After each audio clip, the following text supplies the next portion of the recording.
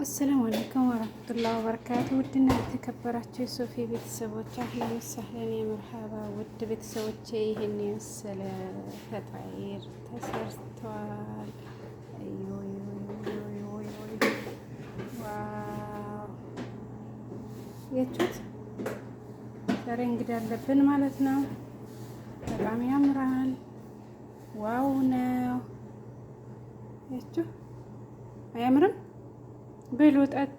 ውድ ሀገሬ ልጆች በያላችሁበት የዓለም ዳርቻ ሰላማችሁ ብዝት ብዝዝት ይበልልኝ። እዩ